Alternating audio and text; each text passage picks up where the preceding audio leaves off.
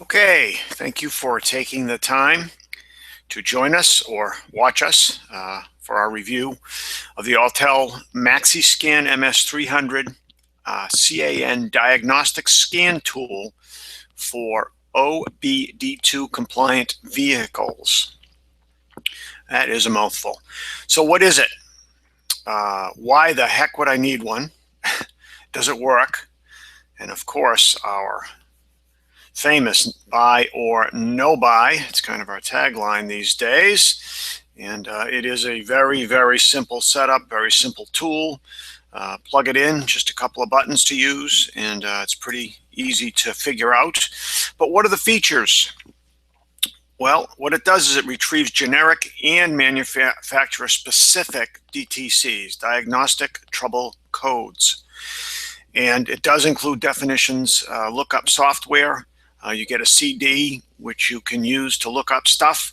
I prefer to do it right on, go right to the internet, look up the DTCs, and then a lot of times you'll get not only the what it is, but you'll get instructions on how to fix it, which is a very, very nice little bonus if you're going directly to, say, google.com and looking up the DTC and saying, okay, this is what's wrong with it and this is how to fix it.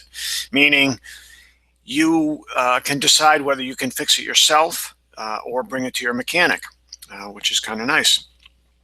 And there is an easy-to-read backlit LCD screen, multilingual menu, definitions, standard 16-pin connector.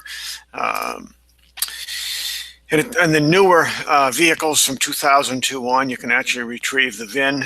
And I'm not sure why the vehicle identification number would need to be retrieved, since you can look right on the dashboard and get that. But I am positive there's a reason for it, just because I don't know what it is. There's a lot of things I don't know, so we'll move on. It does support the controller area network protocols and the protals, whatever a protal is. And it does work, as I said, with OBDII compliant US, European, and Asian vehicles. And it's standard on all cars sold after 1996.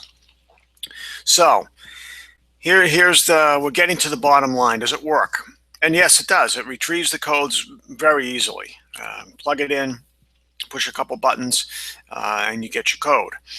Now, there is a slight trick to getting it up and running. And I saw some complaints that they bought one and it didn't work. But in reality, you got to do a couple of little things to get it to work first time, to get it set up. And then once that's done, that's the end of it. It's simple to use.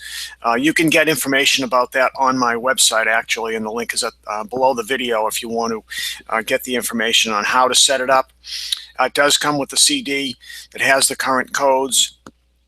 As I said, I like the internet better because I can then get the fix to it, and in most instances I call my mechanic.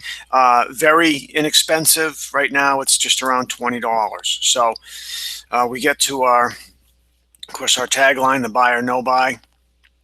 I believe knowledge is power, and I'm curious, and I'm also impatient. So if I'm getting an idiot light in my car, I want to find out what it is.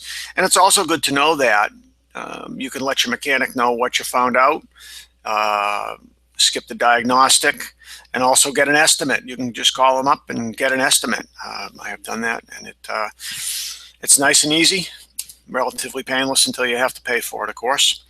So if you'd like to buy it, please visit our website. You can get more information there, and also you can click through and get the best price, the lowest price. And you can also click on the link below and subscribe. Please subscribe to our channel, as I do a couple of these a week, and they are more fun than you would believe. So thank you for joining me.